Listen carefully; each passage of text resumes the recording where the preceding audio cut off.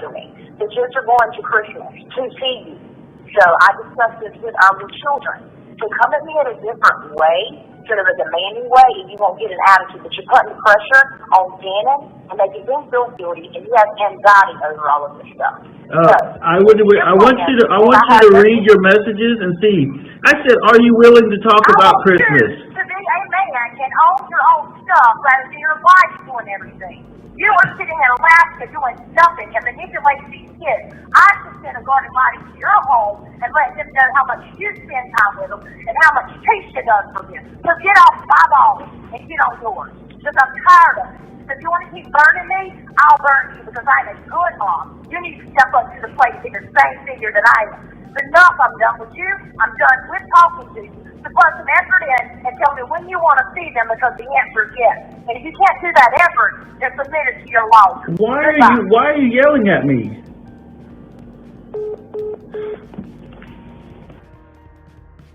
Love triangles can be a tricky thing and they can turn really messy. It's a shame that this particular love triangle and mess turned into the loss of a child, allegedly at the hands of his stepmother. So you just heard Landon Hyatt going off on her ex-husband, Eugene Albert Stauch. Landon is the biological mother of 11-year-old Gannon Stauch. Back then, as they were going through arguing over custody arrangements, Landon was actually defending Letecia Stauch, who ironically is sitting on trial right now, accused of doing away with Gannon in such a horrific way. Albert Stauch was cross-examined. He's going to touch on that, how sometimes his ex-wife and his then current wife would sometimes join forces and gang up on him. I bet you that was Letecia recording that video. She's the one who likely leaked it to Facebook before she was arrested in attempts of, again, making herself the hero. See? Landon knew T was a good mom, said the writing atop the video when it got leaked, probably to some Facebook support group for Letecia.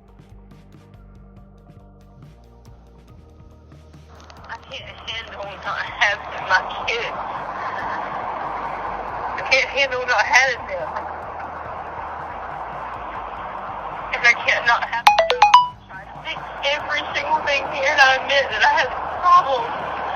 But I can't go there during the summer or risk time not having them.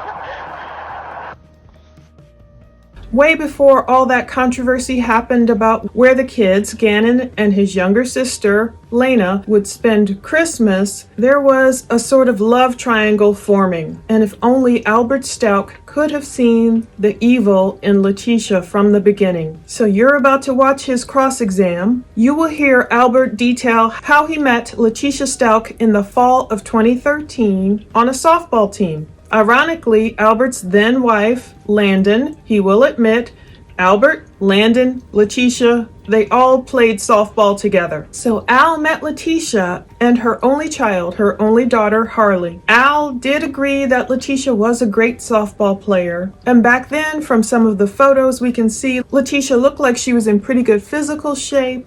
You know, maybe a physically attractive woman to a guy like Al. And maybe he was just kind of led off astray by the nose by this wayward woman. And of course, all the fault, we won't put it on women if there was indeed an affair. I know I've read some comments, and of course, I feel very sorry for Al. I do consider Albert a victim. I know over the course of the 3 years, I've read many comments, especially from women who really come down on Albert Stauch for his role in how things turned out. Not to say he would ever want anything to happen to his child, but some people do blame him for meeting Letecia, marrying Letecia despite all these red flags, and ultimately leaving and entrusting his children with Letecia. After Letecia and Albert met, according to this recent court testimony, an affair began, if you can call it that, in the spring of 2014. See, we still don't have a lot of details. We don't know what went wrong in the marriage of Landon and Al, nearly 10 years. We don't know if Letecia was the impetus for that divorce or not. Now, Al did admit that he started seeing Letecia before the divorce was final. I'm wondering, did Letecia slide into his home plate or vice versa? We know their divorce was not finalized. Letecia's lawyer cross-examining Al tried to get to that point, but he kind of dodged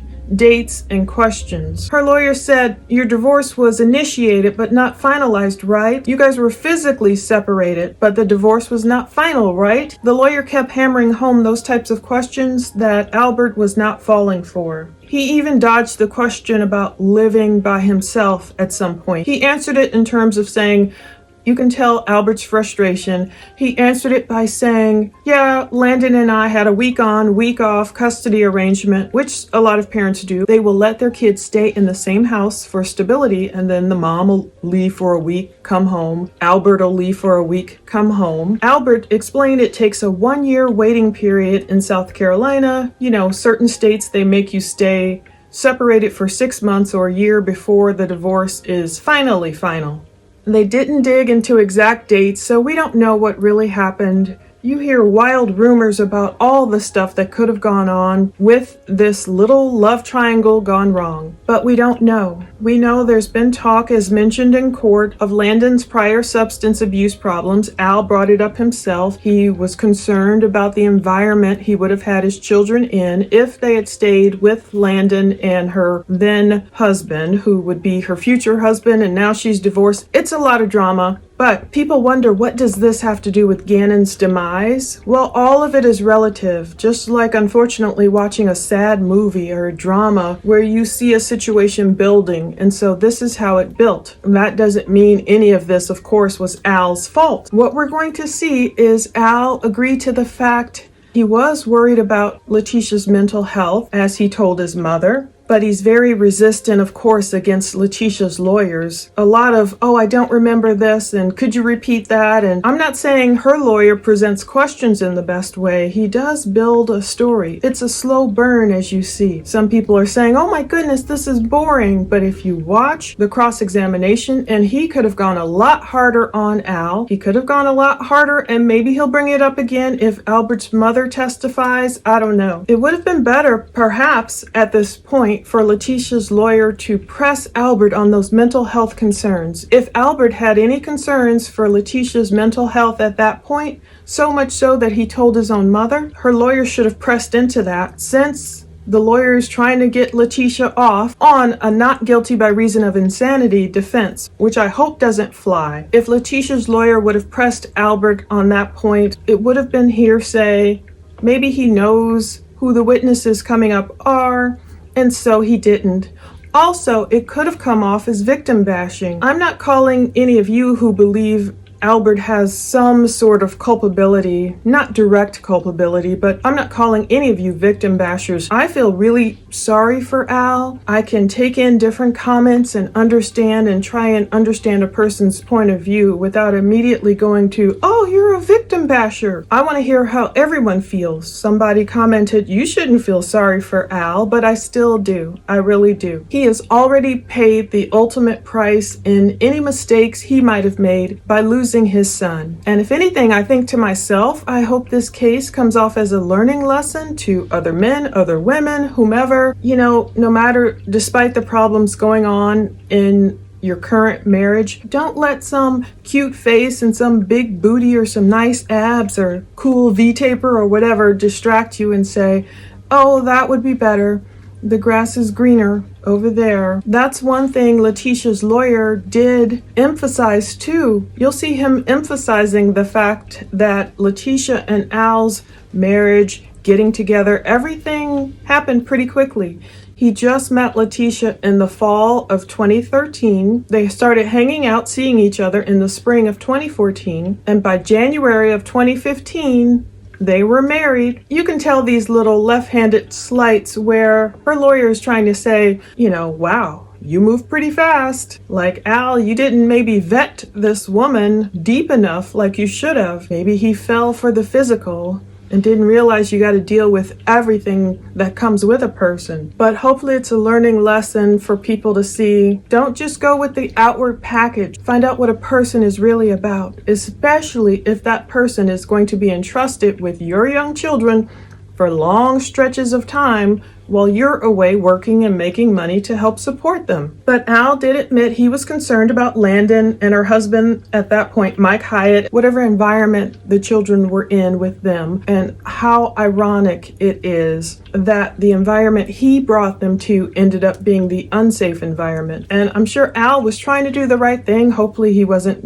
trying to get revenge or anything like that. But you can see how contested it was and how heated it was from that opening conversation. Letecia eventually gained shared custody. Albert kept fighting the cross-examining lawyer on every single point. He's like, it wasn't that easy. It wasn't that simple. Initially, he fought Landon, I guess, for custody. There was this guardian ad litem they're talking about sent to Landon's home. Of course, she's really defensive over that, and she wants him to, ironically, how she talked about, don't let your wife Tisha do everything. Letecia may have been this master puppeteer in the whole situation. Imagine if she was the woman being the temptress on the softball field, maybe wearing some booty shorts, turning Albert's head. So once his marriage is already gone by the wayside, or she caused it to go by the wayside, or if it had already fallen apart, we don't know. So she hooks up with Al. There she is. They're married, and she's taking care of these kids that sometimes she wants to be with, sometimes she doesn't. But she could have been that manipulative factor, getting Landon all gassed up like, Albert is always gone and I'm always taking care of the kids. And of course, Landon wants, even though this is her rival of sorts, this is the woman who's going to be with her bio children, so it behooved Landon to be on Letecia's side sometimes, until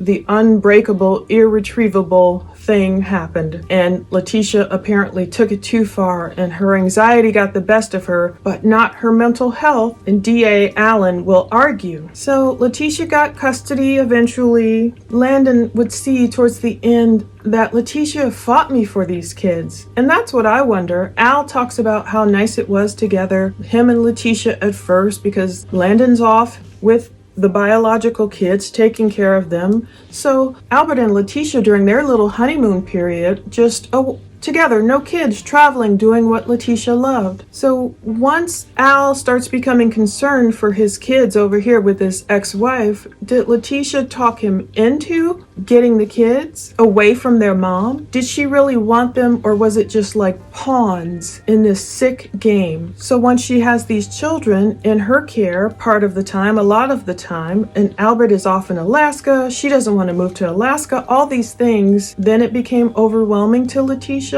and she ultimately sent Gannon back to his mom in a way of sorts, even though he was found in Florida, not the Carolinas, but took the same suitcase that belonged to Landon. If you dip into Letecia's sick mind for a minute, you can think of being in your home with your husband, and there's this big green suitcase that they pulled out in court on Friday and just made me weep and weep. We will get to that future video. But that suitcase belonged to Landon. So imagine being in your home, your husband's ex-wife, her suitcase is sitting over there, off, never used, and that's the same one that Letecia is accused of using to put Gannon in, basically take him back to the East Coast and dispose of him horribly. Whew, it's too much. Gannon gave Letecia a Mother's Day card. These are all the things that Letecia bragged about, and Albert did admit, yeah, which is sad. Gannon grew to love Letecia, so that makes it even worse. He loved and trusted Letecia. For her to treat him the way she treated him, whatever happened that Sunday night before he disappeared. Tisha's lawyer is trying to play the crazy card. Tesha doesn't know where Gannon is. Her lawyer said, Letecia said to Al during one of those long phone calls, which I just posted. So does her lawyer not know how to pronounce Tisha? Did Letecia really say Tesha doesn't know where Gannon is? Did she refer to herself in the third person? I don't know how many times I can listen to those phone calls anymore. I need immunity. Oh my goodness, that woman. Sometimes it's like a roller coaster with Tisha, up and down. Al did admit, well, when the lawyer brought up that notion from Al's interview with cops, Al is like, oh, I don't remember everything that Letecia's lawyer brings up. Al gets really petty and he doesn't remember. And why can't lawyers have, well, He's a public defender, so he probably doesn't have the resources. I wish they had the transcripts right here in a document so they can just do a control find. Here's where you said this, instead of taking so long to flip through paperwork. But apparently Albert said sometimes Letecia could be great with the kids, sometimes she'd act like she didn't want to have anything to do with them.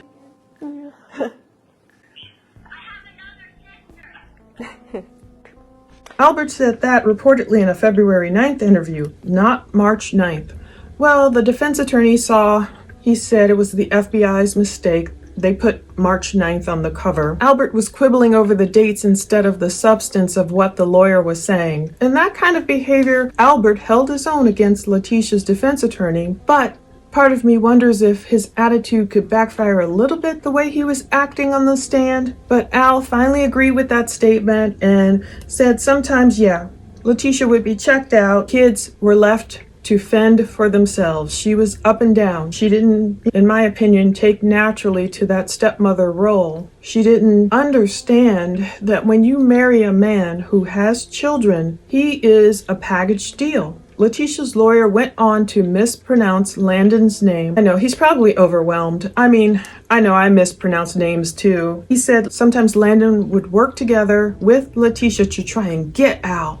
And Al admitted other times they were at each other's throats constantly. This is interesting. Miss Stauch would take lots of trips out of the blue, and Albert didn't know where she got the money to do it. So I wondered where her defense attorney is going with this. I know he's laying groundwork, and some people are like, oh, this is so boring, but he's laying the groundwork. But sometimes there wasn't enough follow-through unless he's going to follow through with other witnesses. Her lawyer said Letecia called herself Taylor sometimes too, and that reminded me, we'll talk about that more in my video if I can find it to link to below, like the 39 names of Letecia. Letecia did have a lot of aliases. It's like her lawyer is going to try and use that as an excuse to say, almost as if she had 39 different personalities. Then there was news in the fall of 2019 that Letecia was seeing a Dr. Netterhauser and prescribed lorazepam, which is used to relieve anxiety. So that doctor had even advised Letecia to quit her job. Albert confessed he did not know any of this.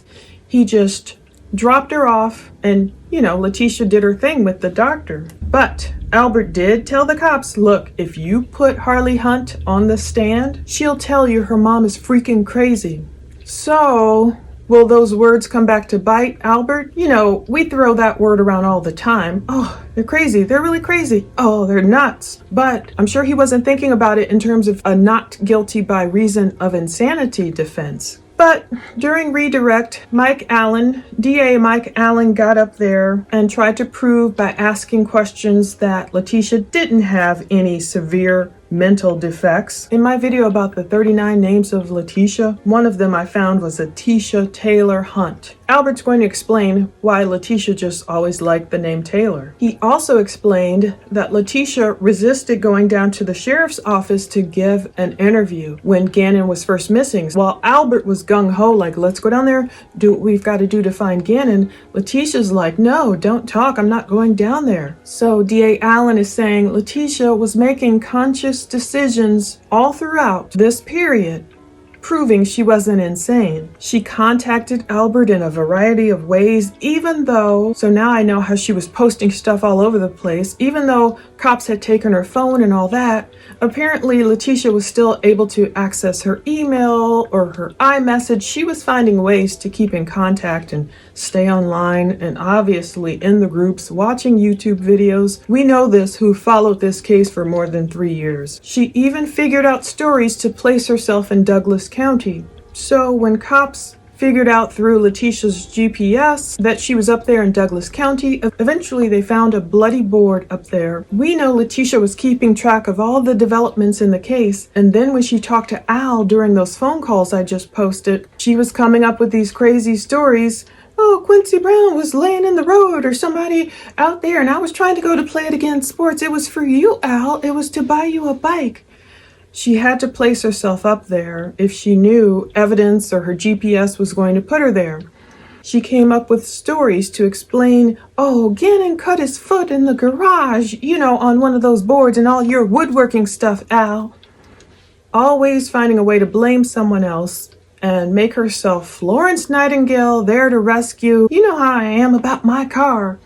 But she let Gannon sit there on the back and bandage his foot all up. She was coming up with these storylines of how to explain why Gannon's blood may have been found in the garage and in his bedroom. Oh, Gannon was wiping his arm on the wall and blah, blah, blah. Mike Allen is saying, look, she was logical enough to basically follow the developments of the case and come up with stories. But Albert explained the normal ebb and flow of their relationship was like riding a roller coaster in the sense that T was manipulative, not in the way that her attorney's trying to make it sound like, oh, she's all over the place, she's a nut job. He said the lows in their relationship was not because she suffered from some horrible mental disease. Al did admit when he first met Letecia, her profile said Tisha Taylor Harden. She explained to Al that she always wanted her middle name to be Taylor because she did not like the name Lynn. Tisha Lynn Harden. I think Letecia also sometimes too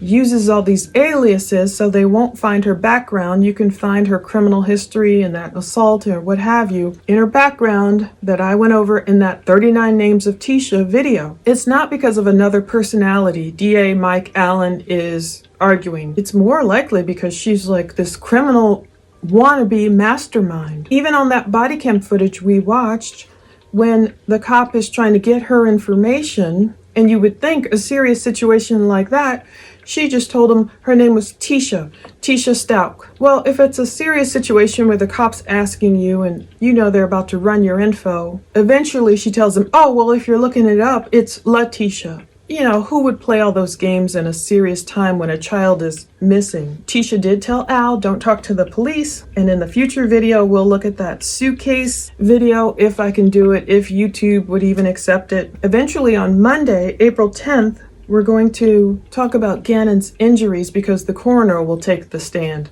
I'm really looking forward to Harley Hunt taking the stand, her daughter, and what she will say because she probably has the most insight into what Letecia did to Gannon that Sunday night, that Monday, and days going forward. Before we watch the cross-exam of Albert and the redirect by his attorney, I want to read Proverbs 5:3 through 6 because that reminds me of what Al probably wishes he knew now, the affair he regrets, I'm sure, ever meeting her. Though the lips of the forbidden woman drip honey, and her speech is smoother than oil, in the end she is as bitter as wormwood, sharp as a double-edged sword. Her feet go down to death. Her steps lead straight to Sheol. She does not consider the path of life. She does not know that her ways are unstable. Unstable ways, we'll see what the definition of insanity is, but watch Al under this cross-exam, which could have been a lot more heated. It could have been a lot more powerful. I don't know. Maybe this lawyer knows deep down that he doesn't want Letecia to get off, even though he's her defense attorney. What a difficult role. God love them all. Thanks for watching. Thank you, May. Be seated. Court will recall 20 CR 1358, People versus Letecia Stauch. Record should reflect the jury has returned to the courtroom. Good afternoon, ladies and gentlemen. When we took our break this morning, we had finished the direct examination of Mr. Stauch. At this point in time, the defense has an opportunity to cross-examine Mr. Stauch, and that's where we will begin. Mr. Tellini. Good afternoon, Mr. Stauch. Mr. Tellini. I know this is emotional and difficult, so I'm going to try to keep my questions somewhat brief. If at any time you don't understand any of my questions, just ask me to repeat them. A lot of my questions will be kind of yes or no answers. And if there's anything that you think you need to elaborate on, once I'm done, Mr. Allen's going to be able to get up and ask you what's called redirect. And so be able to, anything that you think needs to be added on or clarified, Mr. Allen will have the opportunity to do that. Is that okay? Yes, sir. Okay. I want to kind of go back. I'm going to do this somewhat chronologically. I'm going to go back to 2014 when you first met Ms. Stauch. And at that point in time, you were going through a divorce, correct? Yes, sir. And that it had kind of been initiated but not finalized legally? I mean, in South Carolina, there's a 1-year waiting period. Yeah. In a no-fault type divorce situation, and we were in that period. So Okay. yes, sir. You guys, physically, you guys had been separated, but you're waiting for the legality of the divorce to conclude. Yeah, the final date of the divorce. Okay. Yes, sir. And were you in the military at that point in time? Yes, sir. Okay. And also one of the things that you did for enjoyment and recreation is you played softball. Yes, sir. How many teams did you play on? Oh, I couldn't even give you a number. We played year round. Okay.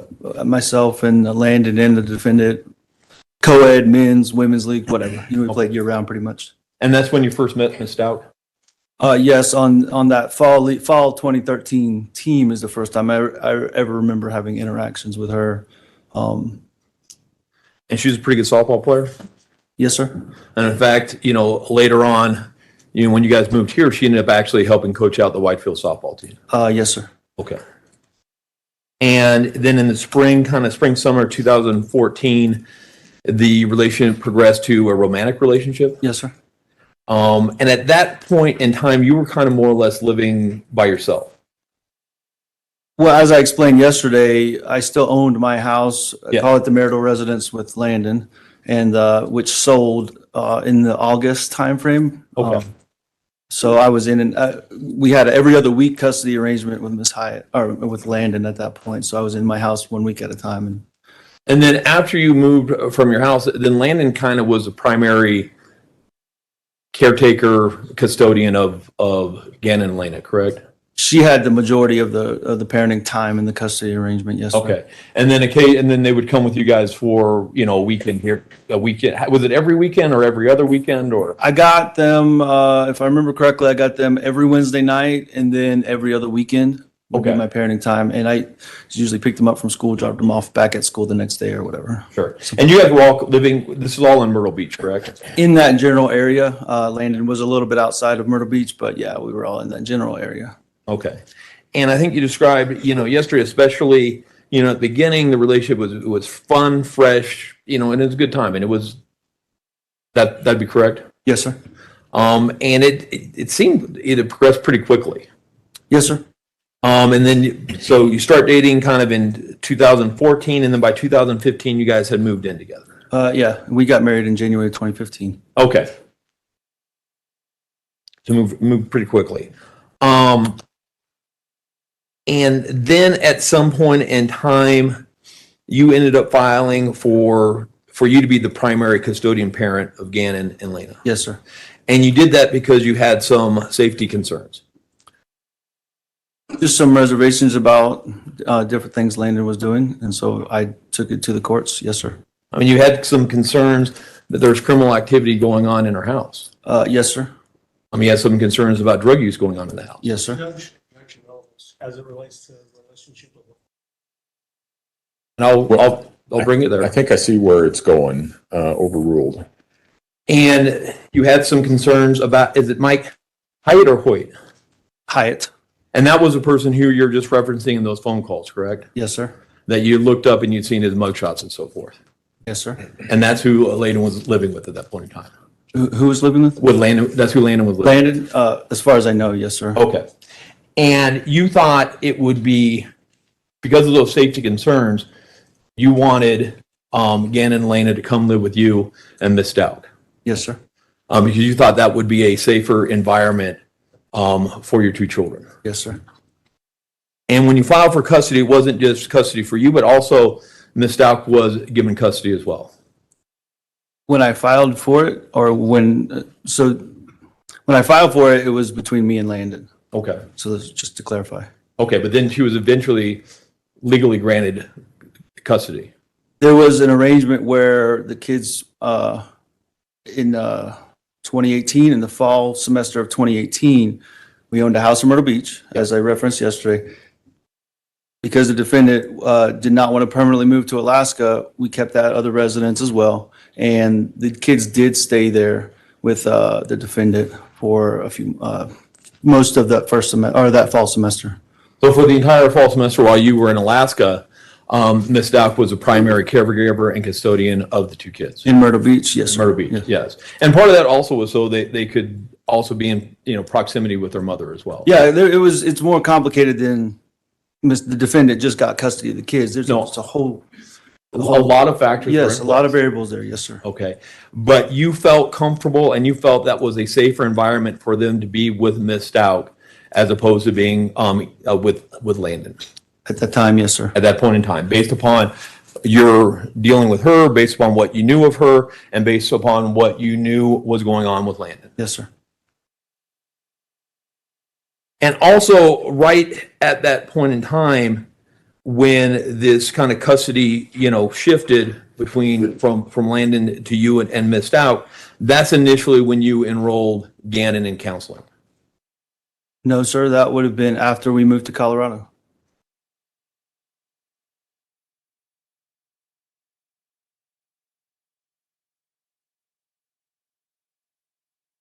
As I testified yesterday, January of 2019 is when that began. Or, well, I didn't get here until February, so in the late winter, early spring portion of 2019, so you're talking 3 to 6 months later.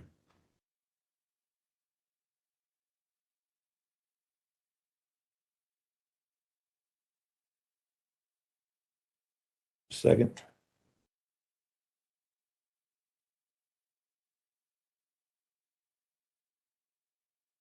Do you remember kind of that back in January of 2020, January 28th or 29th, you sat down, you had an interview with Detective Mark Riley? Yes. Do you remember telling Detective Riley, as soon as me and my ex split up, got divorced, and I got custody, I started taking them to counseling? I don't remember saying that. If you have a Are you? transcript looking- or something I can look at. 4702. You're aware that, you've had a lot of interactions with Mr. Allen, correct? Yes. And you're aware that a lot of the interviews that the El Paso County Sheriffs, as well as many of these phone calls that they made transcripts of, Yes, sir. when Absolutely. looking at that transcript, refresh your recollection. Absolutely. If I may approach, you may.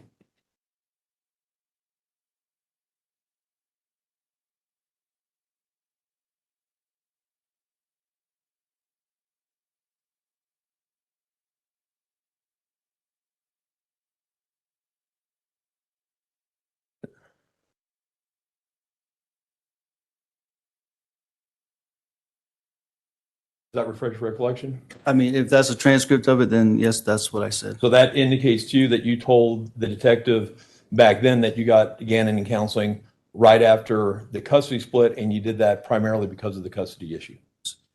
Yeah, and I don't know why I said that specifically, but the Dr. Burtek I referenced in this, that did not begin until, as I already stated, late winter, early spring 2019. Okay. So- So approach. Sure. You may. Yes.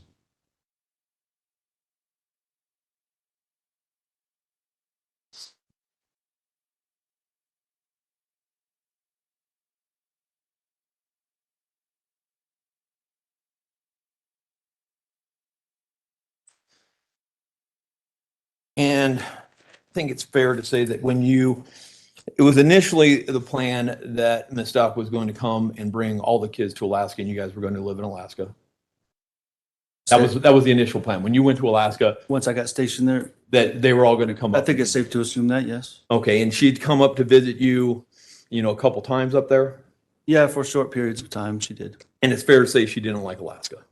She did not like Alaska. And in part of that, she's from South Carolina, correct? Yes. And No, she's from North Carolina. you're right. She's from Lumberton, North Carolina, but she lived a lot in South Carolina. Yes. She liked the beach. She liked the sun. She liked the weather. Yes. She liked activities. Alaska was a little barren, a little depressing at night. You're asking me to testify about how she felt about everything. I'm going to stay away from that, Mr. All Kennedy. right, that's fine. That's fair. Yep. Very fair. Regardless, she never ended up going to Alaska. Permanently, no. She did come to visit, as we've already Okay. testified to. And how long were you in Alaska again? Just shy of 2 years. And did Gannon and Lena ever move to Alaska?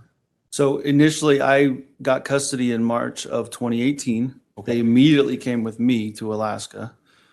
Finished out the school year. I don't specifically remember what we did over the summer. Okay. And this is 2018. In the beginning in the fall is when the custody arrangement with the children, with the defendant in the Myrtle Beach household. Okay. That's when that began, in that fall school year, 2018. So the fall school year of 2018, she was the person primarily responsible Yes, sir. for both Lena and Gannon. In the Myrtle Beach household, yes, sir. Okay. And you felt safe with that? Yes, sir.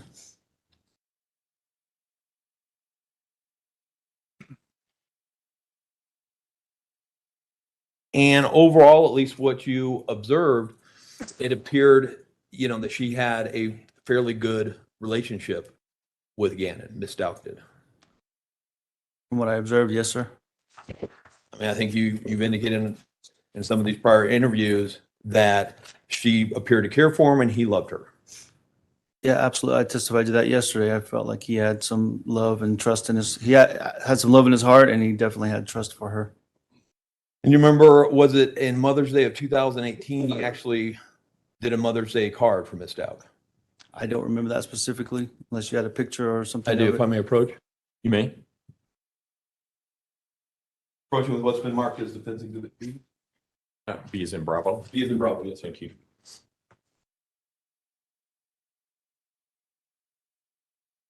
Does that look familiar to you? I've seen this picture before, yes. Okay, and that was written by Gannon to Miss Stauch. I cannot attest to who was written by. I was shown this picture by the defendant, yes, sir. Okay, does that appear to be Gannon's handwriting? It's similar to his handwriting, yes, sir. I don't have anything else to compare it to right now, and I haven't seen his handwriting in 3 years, Mr. Tellini. Okay, So- so I may approach.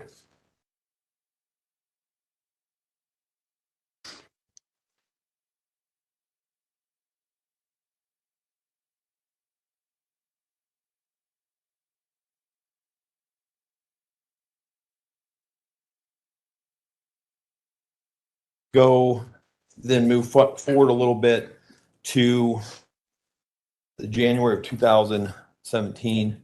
You left on that Saturday? In January of 2020, January 2020. You Okay. left on that Saturday, correct? Saturday night, yes, sir, after work. And your mom had been there for a while? Roughly a week or so. I don't remember specifically. Okay. What did your mom do for a living? She is a nurse practitioner in the mental health field. Okay. Had you had conversations with your mom about Miss Stauch and her mental health? Yes. And you'd raised some concerns with your mom about Miss Stauch's mental health. Yes. And your mom thought she needed to be on medication. I don't remember that specifically. So Okay.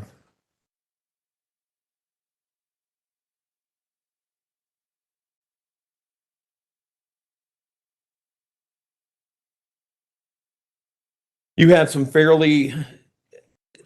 left Saturday, slept most of it. You got in early Sunday morning into Oklahoma? yes. No, it was Sunday afternoon by the time I got there. Okay. Because remember when I got off the plane, the defendant shared the news about Kobe Bryant passing Oh, away. that's right. So it was in the afternoon some point. She's a big Kobe Bryant fan. I don't remember. I mean, I think so. I don't remember that sticking out. More Derek Jeter was her, and the Yankees was the defendant's super fan. But so you had fairly decent communication with her for most of Sunday? I believe so, yeah. Nothing seemed out of the ordinary? Nothing out of the ordinary Sunday. She let you know that she took Gannon and Lena on a hike in Garden of the Gods? I believe so. I believe we talked about that, yes, sir. And she actually posted a photo of that on Instagram? I don't know where she posted that photo, Mr. Tellini. You remember talking again with Detective Riley? At this point? Yeah, sorry. She posted, after this, you talked to Detective Riley. I didn't even know Detective Riley existed until I got back home and Gannon was already allegedly missing. So sometimes, like, if you're saying you don't remember stuff, then I'm going to re-reference your interview with Detective Riley and then showed you a transcript where you talked about whatever I'm talking about to Detective Riley. Okay, so Just for procedure. So you know what, when I'm jumping back to that's why I'm doing that. If that I makes understand. sense. I just don't understand your question. Okay. We were on Sunday talking about Kobe Bryant, and then you jumped to. Do you remember talking to Detective Riley again? So could you clarify, please? Absolutely. And thank you, because when I said if I ask a bad question, thank you for letting me clarify. You had told Detective Riley that she had posted that photo on her Instagram. Okay. Okay. If I said that and you have a transcript of it, then I'm not up here to deny Would it. you- No, sir. Would you recognize that photo? If you showed it to me, I'm more than likely. Portion was been marked as Offense Exhibit A. Go ahead. Yes, sir, I recognize that photo. Okay. And that was a photo that she posted that Sunday on her Instagram of her hike. If you're telling me that, then yes. I mean, I don't see anything on here indicating Instagram and the date timestamp, but I have no reason to deny that, so. Your Honor, move for admission of Defense Exhibit A. Mr. Allen? I guess I have no objection if it's just to show.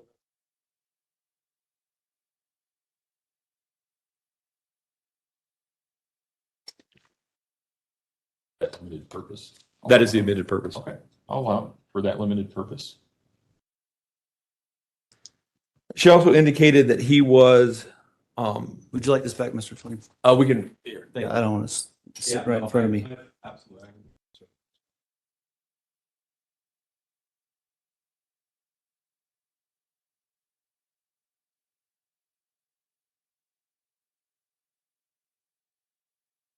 She indicated to you that he was having some stomach problems, Yes, sir.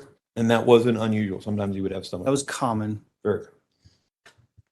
She indicated to you that she was going to keep him home from school on Monday. Yes, sir. And at the point in time when she said that, that seemed somewhat normal to you.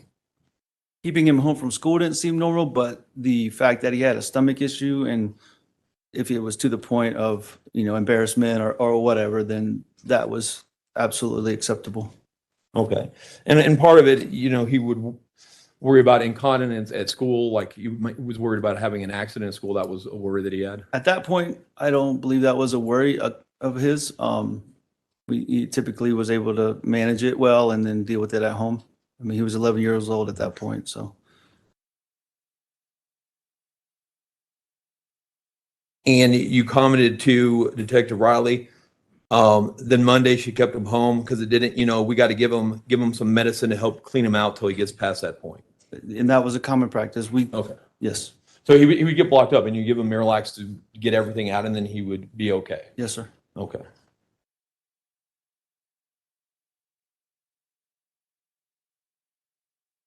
She had also let you know about the candle in the carpet that night on Sunday night.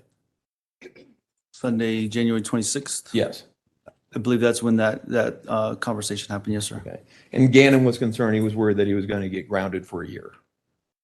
All of that came from the defendant. I never spoke to Gannon about his grounding. I received messages from his phone about it, but I never spoke to him directly about that at that point.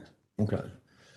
And that Monday comes and you don't have, there's some communication, but maybe not as much as normal. And then you get notified that Gannon hasn't come home. Right. And I imagine at some point, that sends you, into a panic. Well, I mean, to be clear, I was in military school and training. Sure. So when you say not normal, it was actually normal for what I was doing at the time. Okay. I mean, but I'm saying when Gannon doesn't come home, and it's getting to the point where it's much later than would be normally for him to Okay. come home, even being out late. You start getting very nervous. Absolutely, because my son's not home as he should be. No, absolutely. And then the next morning you got on a flight and you got back as quick as you can. Absolutely. And when you get back, initially, there's some things that seem weird about, some things that don't add up about what Ms. Stauch is telling you. But initially you think that you guys are all on the same page trying to find Gannon. What things are you referencing? The rental car. Her getting a rental car? Yeah. Yeah, that seemed odd. That seems odd, but nothing that you're not suspecting her of anything at that point in time. It just seems weird that she's picking you up in a rental car. Yeah, her picking me up in a rental car was absolutely weird. Yes, sir. And you have some interviews, again, with some different law enforcement and so forth. What specific interviews are you referencing? You had a couple different ones. I think the first one, I believe it was at Starbucks, but it was with Detective Bethel. There was a few, Detective Riley, Detective Bethel, and I think one other representative was there at Starbucks with myself and the defendant. Yes, sir. And you're trying to figure out anything, where again can be, if somebody would have taken him, anything like that, and you're talking to him. I'm doing whatever I can for my son at that point, all during that time frame. Yes, sir. Absolutely. And at some point in time, you even had thought maybe like it could be Layden or it could be Mike involved. I don't remember ever having the thought that Landon was involved in any way. She, regardless of opinions about her, she loved her children. Mike Hyatt, I have no comment on that. I don't think I ever suspected that either. Do you remember telling Detective Bethel, the mom's married to a guy that's got a lot of trouble with the law? And that was one of my first instincts, was like when the come and go came up and they said that he would walk all nonchalant and everything was normal, like the dude was here or something, because he's got a lot of trouble in his background. So like it came to my mind. It was worth putting down. I don't know if anything is legit. And that's exactly what I said. It came to my mind and I didn't know if Okay. anything was legit. So that's exactly what I just said. Yeah. And then as that kind of goes on and everything like that, the stuff just starts based upon what Ms. Stauch is telling you, it's not adding up. Repeat that, please, sir. As this kind of day goes on and the days are progressing, the things that Ms. Stauch is telling you about your son and where he might be, it's starting to not add up with you. Yeah, it's starting with the rental car, as we've already addressed, it starts to not add up. Yes, And then when you see that her car is not at French Elementary, like I said, was kind of, I think what you testified yesterday, that was kind of the pivotal moment for you. yes, sir. And then you go down to the police station, you want her to come down as well, and she won't come down to meet you at the sheriff's station. Just to clarify, she was supposed to be the one to go to the police station. The defendant was. Yeah. The first time I went down there, I went in her stead because they asked to bring something to get Gannon's DNA or whatever. And I said, he's my son. I'm going to take it down there and I'm going to, Okay. lead the charge, if you will, whatever. And then, so I went down there and that's when the first interview took place, Okay. just to clarify. And then after that, though, you come back again, and it's my understanding you were trying to get her to come down, even on that second interview, come down to the police station to be re-interviewed, or the sheriff's station. When you say re-interviewed, you mean me or the Her. defendant? I don't know when she was interviewed the first time or at all. I just know I went twice. The first time, as I indicated, when she was supposed to go, the defendant was supposed to go. The Yeah. second time, that evening was after I had discovered the defendant's car was not where she claimed it to have been.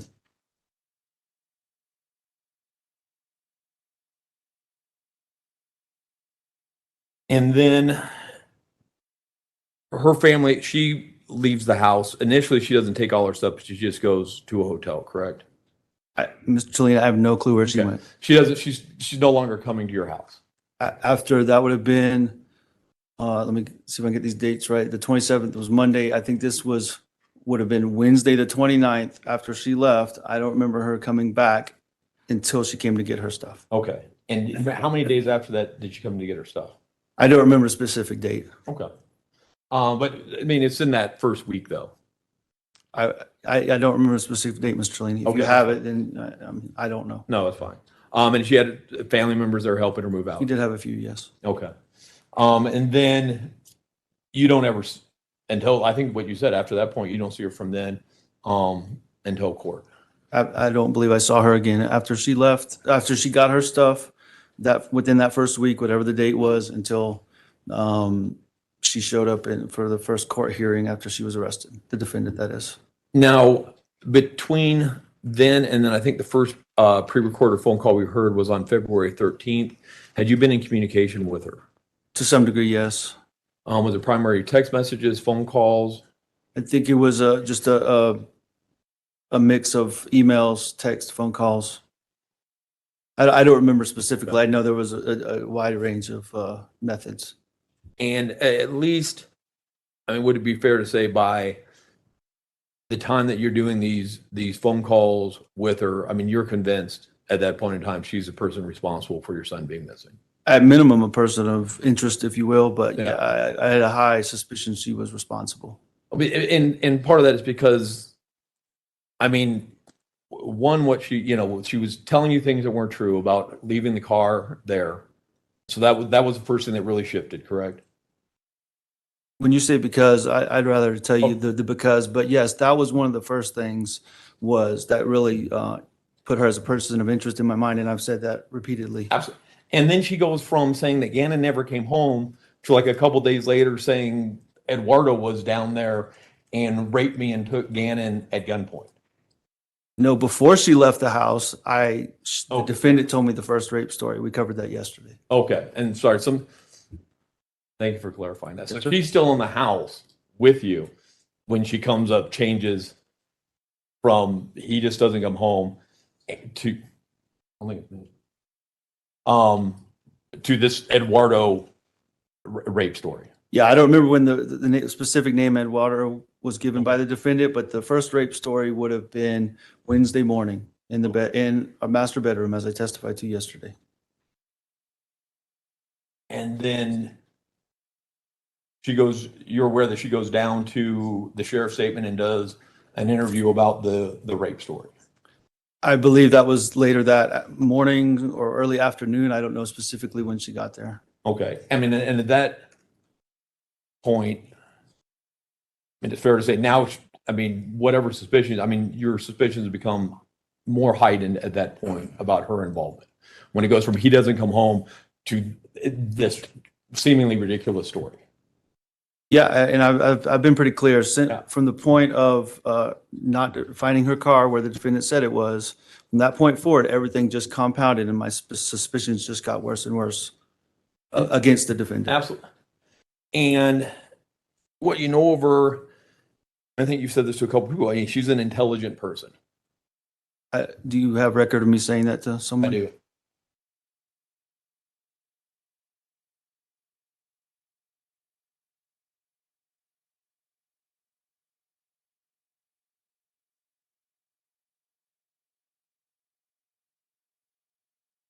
Sorry, I've got a lot of transcripts here.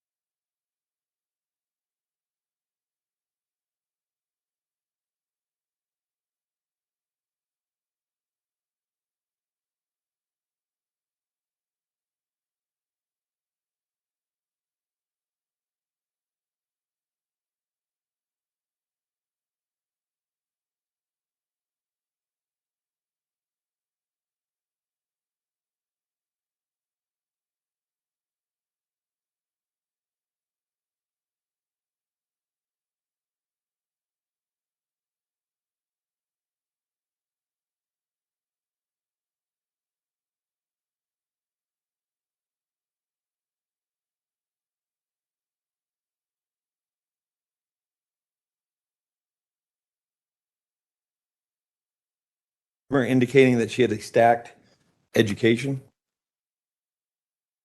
Once again, do you have that Okay. somewhere?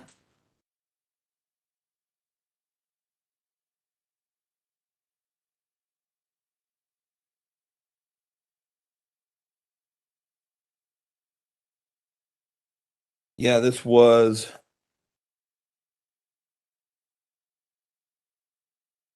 an interview with Detective Bethel.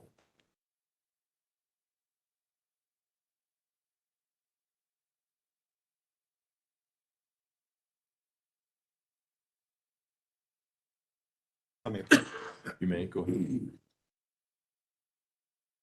Green highlighted with a little dark.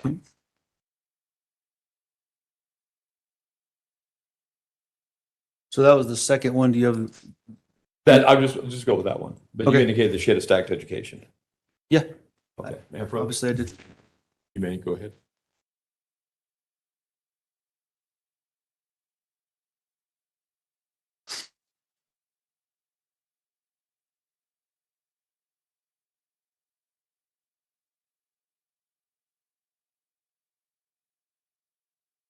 So was it that Wednesday then after she goes down to the sheriff's station that then she doesn't come home at that point? So I don't know where she. So Okay, she That left day, that morning. she left sometime Wednesday, middle of the day. I don't know specifically when. Okay. Detective Riley was at the house. I heard the conversation between them two. She left with the intent to follow him downtown to the sheriff's station. I don't know where she went from there. Did she ever come back home after that other than to get her stuff? Not while I was there. I never witnessed her coming back home after that.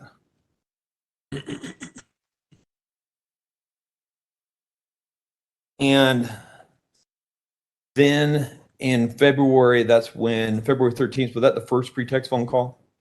I believe so. And where were these phone calls occurring at?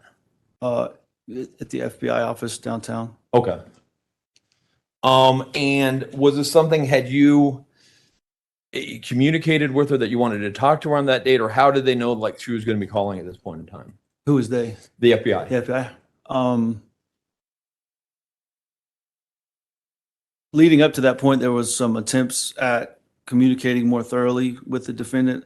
Yeah. The defendant reached out to me and said, "Hey, we would need to talk," as you heard in some of the phone calls. Yeah. And yeah, so I believe as of that, like I said this morning, I tried to keep her on the hook, if you will. No, absolutely. Through messages. And then, all of those would have been planned to some degree.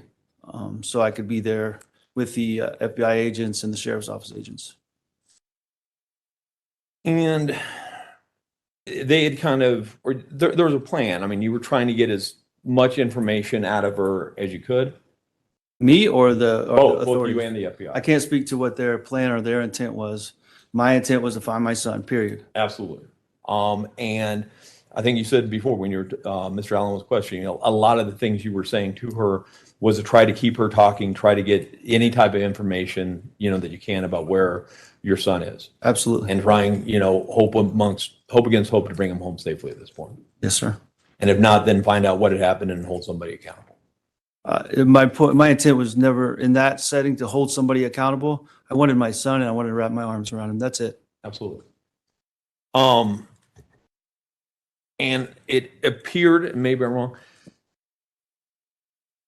So we had the one phone call that occurred on the 13th, and then all the other phone calls, if I'm not mistaken, occurred on February 14th. The ones that I testified about this morning, I think those were all February 13th and 14th. And how, just for my clarification, how long of a gap was there between each of the phone calls? Do you remember? I don't, but I think Mr. Allen detailed that when he said phone call on this date at this time. What was there, just as far as your recollection, was there a long gap? Were you guys sitting around for like hours waiting in between calls, or were they fairly quick succession between each other?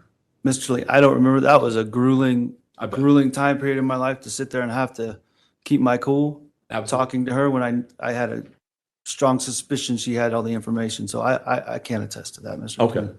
I mean, and it's clear at least that you appear on February 13th to keep your cool very well. It appears, and if I'm wrong on this, your patience on February 14th starts to grow thin. Would that be fair to say? Let me rephrase. Yes, thank you. You become more and more frustrated with the cockamamie story she's telling you on February 14th. I don't know if I think I'm frustrated, period. Absolutely. I think I'm at the end of my rope, period. But I did a good job keeping my cool. And if you listen to one of the phone calls, I was a little bit more aggressive verbally. And in a later phone call, I was more patient and letting her give me information. So more calculated than frustrated, Mr. Okay, Tony. so that was part of this. You're trying different tactics to try to get information. Would that be fair? I'm doing the best I can to find information about my son. Information. And was there frustration by the fact that she keeps changing these stories with no consistency between them? And I think you referred to them. These are garbage stories. Yeah, it was very frustrating. And that they don't make any sense. At one point in time, she says it's Eduardo, and then another point in time she says Quincy Brown's some type of paperwork fell out of his pants on that date, and that's how she knows he's Quincy Brown. I mean, none of this stuff, they were ridiculous.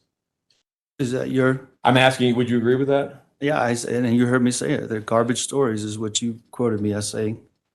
And even on that, the first one, the one that we heard yesterday, on that phone call that she had yesterday, she's trying very hard to convince you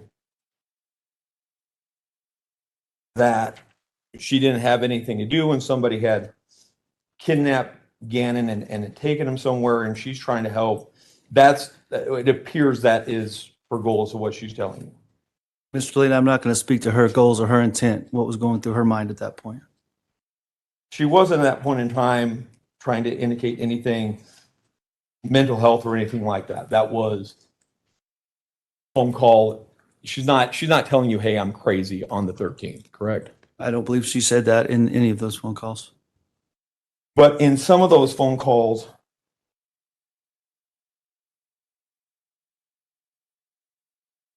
she does make some statements. And I'm going on to the February 13th phone call. She indicates at one point in time when she's talking to you, I have completely parts of the information and not part of the information. Are you quoting that? Could you say that again? She told you that she has part of the information, but she doesn't have part of the information. Okay. She talks to you about that night after night, I dreamed of different things that have added detail to this. Okay. She tells you that at some point she blacked out. Are you quoting? Yes. Okay, then I have no reason to deny her saying that. Yes. At one point, she says, I sit back and remember it, like play it in my mind, play it in my head again, play it in my head again, play it in my head again. Okay. She says, when I woke up and like out of the state of confusion, I was going crazy. Okay.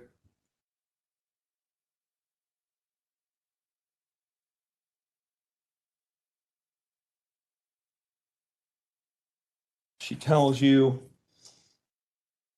all of it was a blur in and out, try to figure it out. I got up at one point and hoped it was a dream. Okay. And then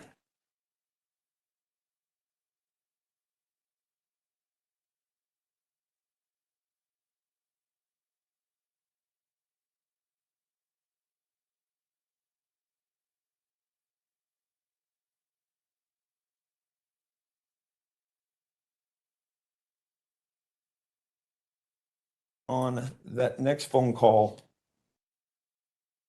that occurred on the 14th, she's talking to you and she indicates you're going back and forth. I think it was the second to last phone call that you had with her. You guys are going kind of back and forth.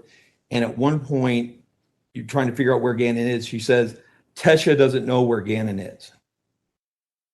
I don't remember her saying that, but Okay.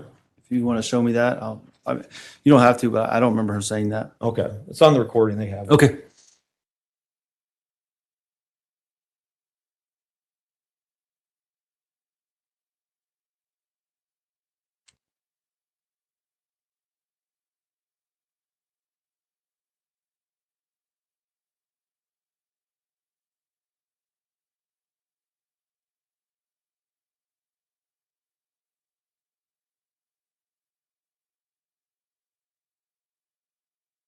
As far as, and now I'm going to kind of shift to more like just general things of your relationship with Miss Stauch.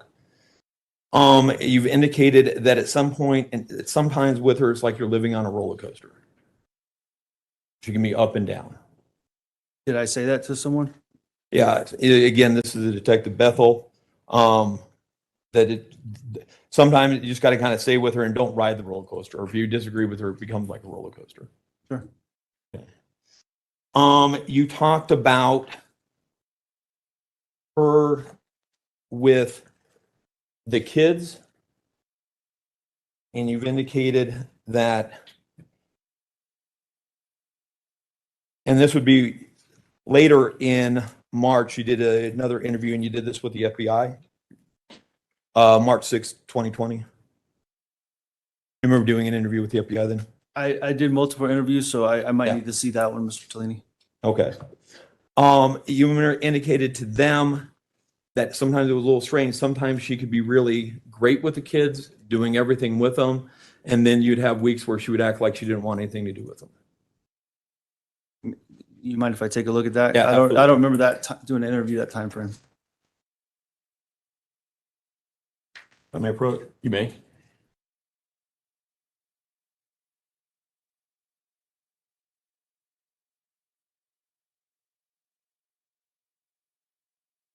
Okay.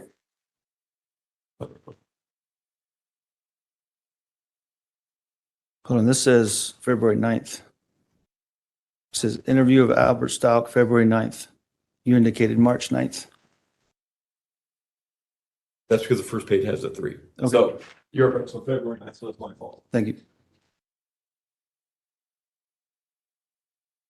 I think I'm going to blame that on the FBI because on the first page of that interview, they have 3-9. But you're correct. So on Can we February, clarify what the date actually is of the it interview? is, you are correct. It's February February. 9th. You did that interview with the FBI. Yes, Thank sir. you. But that point in time, you told them that some point she would be really great with the kids, and then other times she wouldn't want it. She wouldn't. Yes, sir, absolutely.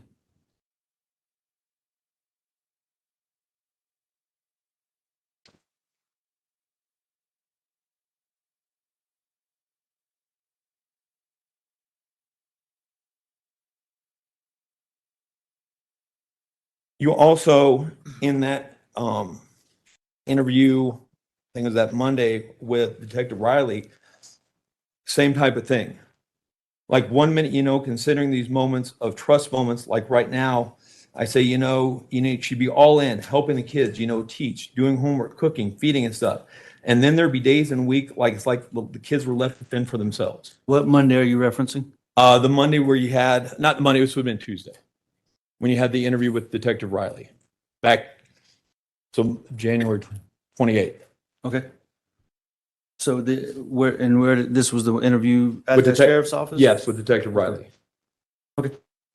And you were telling him, describing how Miss Stauch was with the kids, and you indicate that there are moments and times when she's really good, she's helping the kids, doing everything like that, and then other times where it appears like she's just checked out.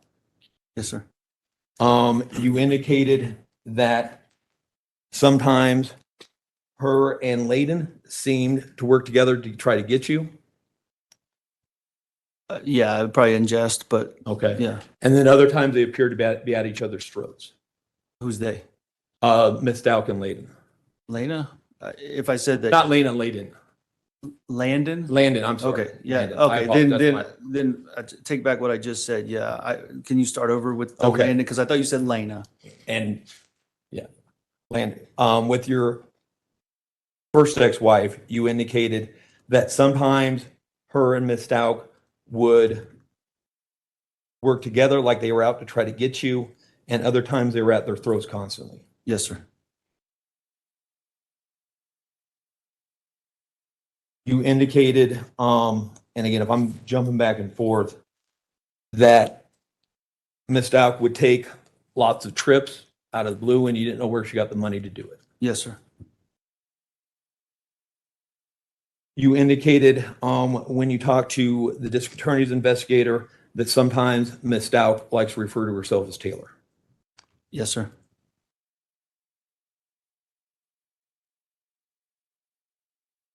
She had, let me jump back a little bit and we're almost done, sir. Take your time, Mr. Trellini. Okay, thank you. When you guys first started, when you and Miss Stauch first started dating and the relationship was going well, she had talked to you about the abuse she suffered growing up. She mentioned that there was something with one of her stepfathers. I think his name would have been Mr. Lowry, and that I don't remember it being a pattern of abuse, but some isolated events is the way she described it to me. And she eventually moved out of that house and back with her grandparents in North Carolina. Okay, and that was James Lowry. Do you remember? I don't know his first name. I just remember the last name Lowry.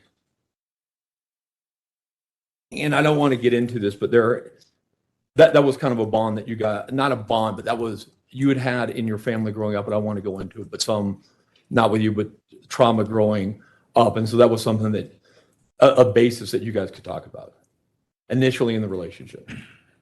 We discussed it. I don't know if it's a foundational basis like you're describing it, but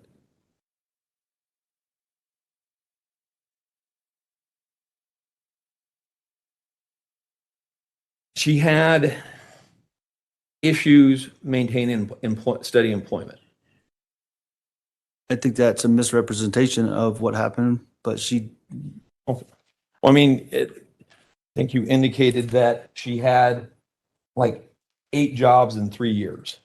right, and she intentionally left those jobs. It Okay. wasn't, she had trouble keeping employment. She intentionally left those jobs. Okay, but she had a lot of different jobs in a short period of time. Yes, sir. You're aware of in the late fall of 2019, she was having mental health issues. I'm not aware of that. Are you aware that she was, well, you guys have the same insurance, correct? Yes, sir. Are you aware that she was seeing a Dr. Rhonda Niederhauser at Fort Carson? We did, so let me clarify, we did have the same insurance while myself and the defendant were married, obviously no longer do. But yes, I went with her on one occasion to see Dr. Niederhauser. Well, to Fort Carson. I did not go back into the room with her. With the defendant, I stayed in the lobby, but I was with her on that visit.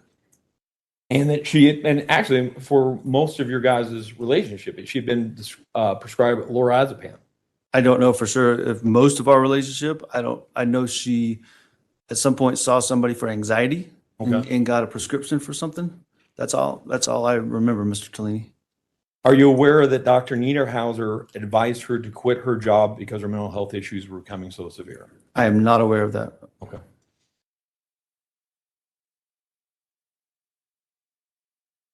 But you are, to your knowledge, if you know, how often was she seeing Dr. Niederhauser?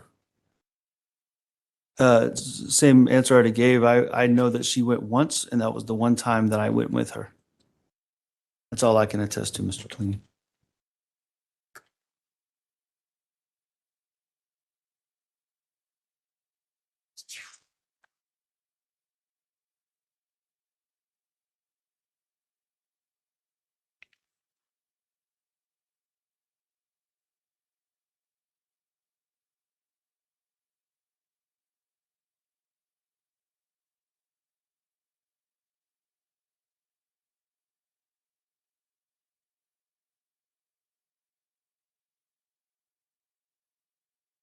When you had, again, I'm jumping back to when you had that interview with Detective Riley.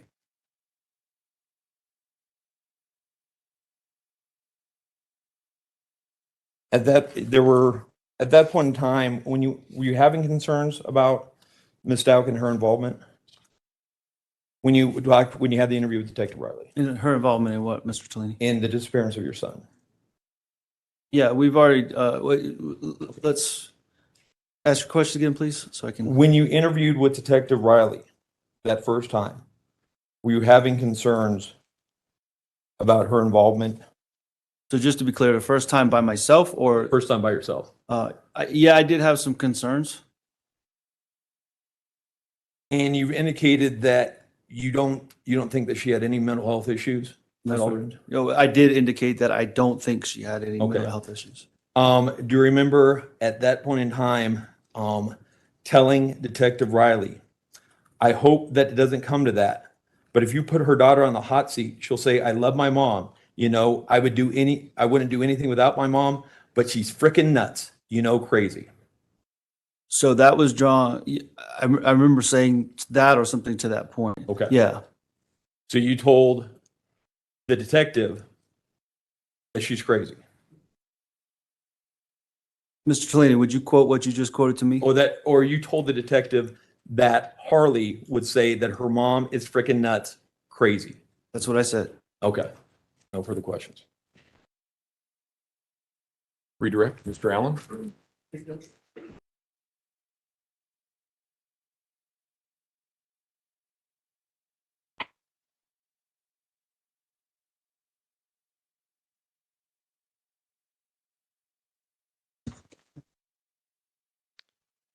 There were some questions, Mr. Stauch, about the defendant being a good softball player. Do you remember those? Yes, sir.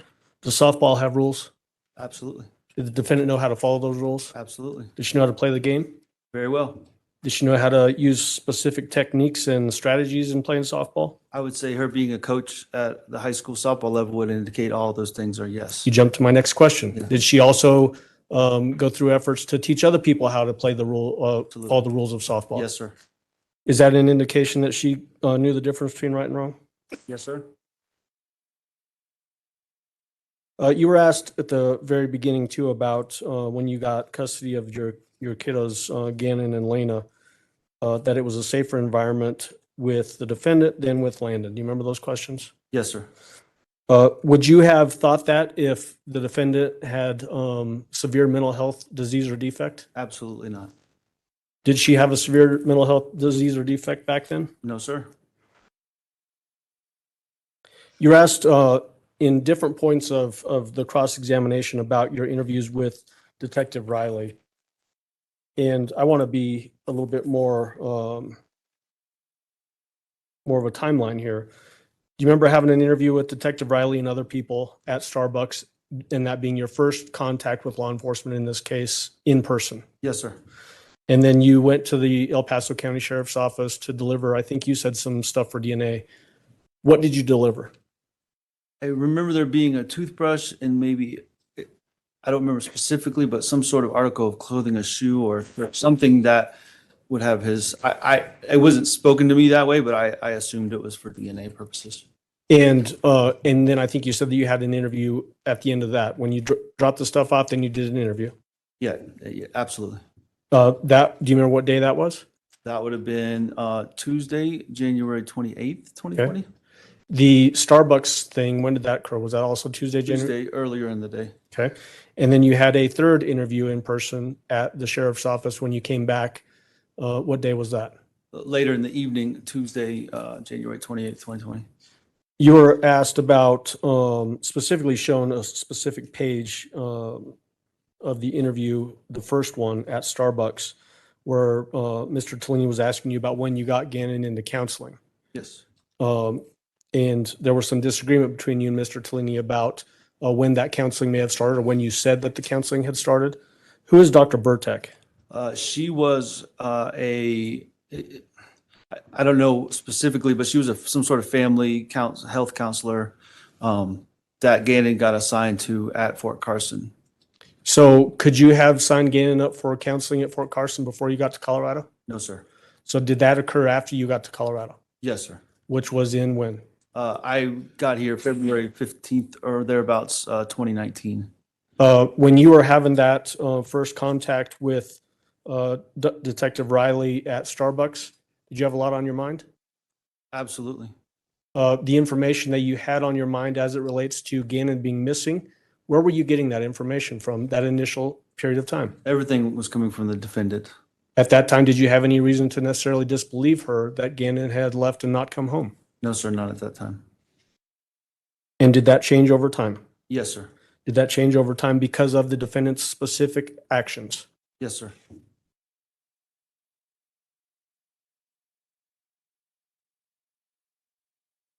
You were asked about you having conversations with your mother about, and Mr. Tellini said that your mother told you that she had concerns about the defendant's mental health. That's what Mr. Tellini said, yes. You remember that? I don't remember her diagnosing the defendant based on hearsay. I remember having conversations about, the defendant's anxiety and how that affects our relationship, yes. In your mind, did the defendant have anxiety? I'm not a medical professional, but I would say she had some form of it. She had, some anxiety here and there about different things. Even if she had that anxiety in your lay opinion, was she able to function? Absolutely. Could she make a meal? Absolutely. Could she make a Denver omelet if she wanted to? Maybe get some Chick-fil-A sandwiches, but yeah. Okay. Yes, absolutely. Could she scramble eggs? She could, yes. Put some cheese on the eggs? Yes, sir. Without burning herself? Yes, sir. What about cut up vegetables? Yes, sir. Could she do that without cutting herself? Yes, sir. Did she ever run out in the street yelling, screaming naked? Not that I remember, no, sir.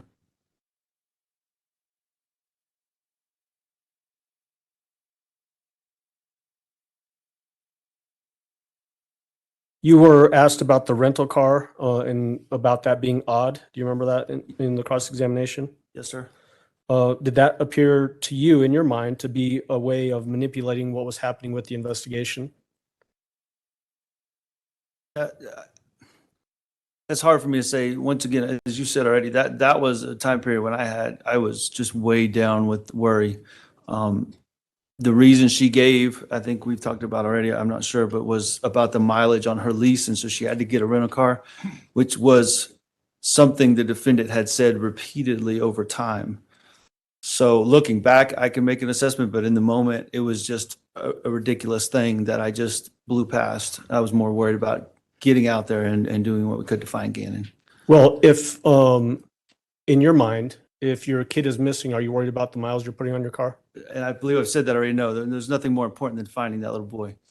And so the fact that her car was hidden somewhere, was that when you put two and two together, was that a form in your mind of her manipulating the investigation? Absolutely. That's why I freaked out and went back down to do another interview with the sheriff's office. You were asked about the, again, going back to the Starbucks interview with Mark Riley, the first one on January 28th, about you expressing some concerns about Landon's ex-husband, Mike Hyatt. Do you remember that? Yes, sir. And talking about the trouble that he had in his background. Yes, sir. Again, at that time, were you operating on limited information? Yes, sir. Were you racking your brain trying to figure out what might have happened with Gannon? Yes, sir. I was just going through every possible, any variable, anything possible that would have led us closer to him. Would you characterize that as you were going through every known variable in your mind and then trying to cross them off to see whether there was any connection to Gannon being missing? Yeah, in conjunction with variables and information I was being fed from the defendant as well. Okay. You did 3 interviews on January 28th. Yes, sir. 1 at Starbucks and then 2 at the sheriff's office later that day. Yes, sir. Did it seem odd to you that the defendant was resisting going to the sheriff's office and giving an interview? Yes, sir. Why? Once again, if the feelings are true and honest about we need to work together to find Gannon, as the defendant said repeatedly, what is there to hide from? Why would you not go down there? What is keeping you, the defendant, from coming down there? Okay. And did that appear in your mind to be a conscious decision the defendant was making to resist going to the sheriff's office and give an interview? Absolutely. You talked about getting text messages and phone calls during this time that these recorded phone calls were happening. Yes, sir. Did the defendant change I guess, the source of those phone calls over time? And let me be more clear. You obviously gave us earlier her specific phone number that you knew you had with her at AT&T. Yes, sir. Did you start getting phone calls and texts from her that weren't from necessarily AT&T, the account that you knew about? Yes, sir. I got phone calls and text messages from multiple different phone numbers, and emails started coming from her email, which to me indicated it was no longer. I also got messages from her iCloud, is what I'm trying to say. So, which indicated me she no longer had her normal phone and she was using some alternate method of communication, if that makes sense. It does. And so, again, did that indicate to you more conscious decision making that she was still able to communicate with you, even though her phone might have been seized by law enforcement? Yes, sir. Able to navigate that sort of framework of figuring out other ways to text you or call you? Yes, sir.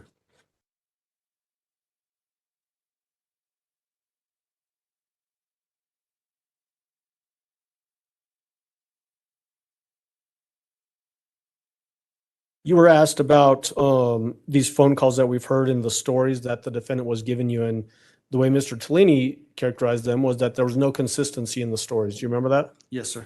Were there, in fact, actually consistencies with her stories and what was happening with the investigation? Yes, sir.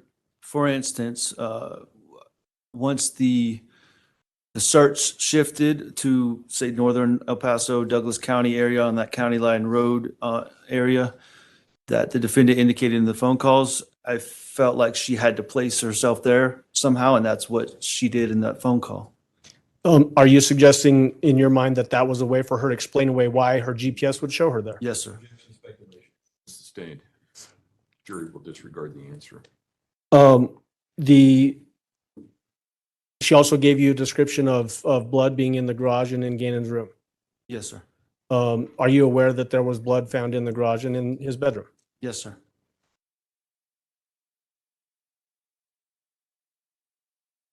And then as it relates to that El Paso County, Douglas County line, so up north, were you aware that there was a board with Gannon's blood and DNA found on it up in that area? I was made aware of that. Yes, sir. You got into some questions about your relationship with the defendant, and you were specifically asked about a statement you made about the relationship between the two of you was like riding a roller coaster. Do you remember that? Yes, sir. Why was it like riding a roller coaster? I think that's the normal ebb and flow of many relationships. I don't think that's uncommon. We had our ups and downs in our relationship. That's what that indicated.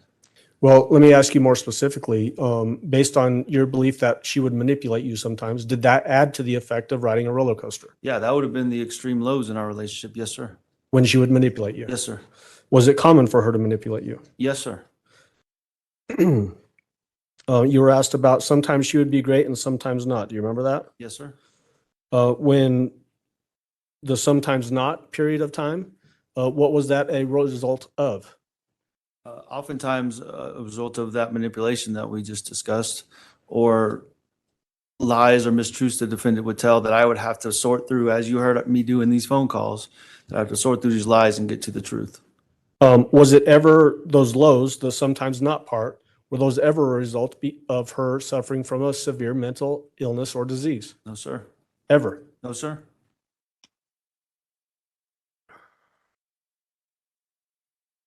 You were asked about the defendant referring to herself as Taylor. Do you remember that? Yes, sir. Tell the jury about that. What does that mean? So I believe when I met the defendant, her Facebook profile said Tisha Taylor Harden. And of course, I had questions about that because her middle name is Lynn, I believe, the defendant's middle name. The defendant would always say, I always wanted my middle name to be Taylor. I don't like the name Lynn. And that's where I left it at that. So anytime Taylor ever came up, I just, in my mind, referred back to that's what she preferred her name to be. Well, did she ever use the name Taylor and start acting crazy? No, sir. Did she ever use the name Taylor and start talking in other languages? No, sir. Did she ever use the name Taylor and start having other personalities? No, sir. Was Taylor ever associated with her having a severe mental illness or disease or defect? No, sir. You were asked about the defendant having difficulty maintaining steady employment. Do you remember that? Yes, sir. You answered that the defendant intentionally left those jobs. Yes, sir. So expand on that for the jury. What do you mean by that? So, for instance, when we, I think in the tail end of our dating relationship, in the first part of our married relationship, she was working at Myrtle Beach Middle or Elementary School and quit, resigned from that position, causing her to have to seek new employment. Okay. And and why that's significant, because I disagreed with the decision. It was what I, outside looking in, a great place of employment for her, and she seemed fine there. Okay. And then you were asked about Dr. Niederhauser, right? Do you remember that? Yes, sir. And Mr. Tellini told you that the defendant was being seen for anxiety. You remember that? Yes, sir. Did you know whether she was being seen for anxiety or not? I did not. Once again, I only accompanied her as far as the waiting room that one visit, and then she went to the back, was seen, and then the defendant, that is, came out, and we went home.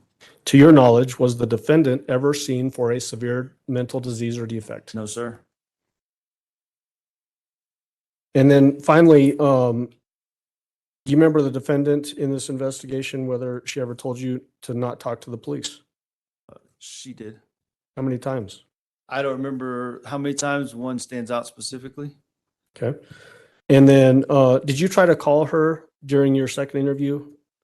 I believe I did. I'd have to hear or listen to it to confirm, but I think so. And I'm talking about your interview that you did with Detective Riley at the sheriff's office. So the first one at the sheriff's office? Second interview at the sheriff's evening. So the third one total? Yes, Okay, let me that's fine. finish. The second interview at the sheriff's office. So you're right, it would be the third, but only the second one at the sheriff's office.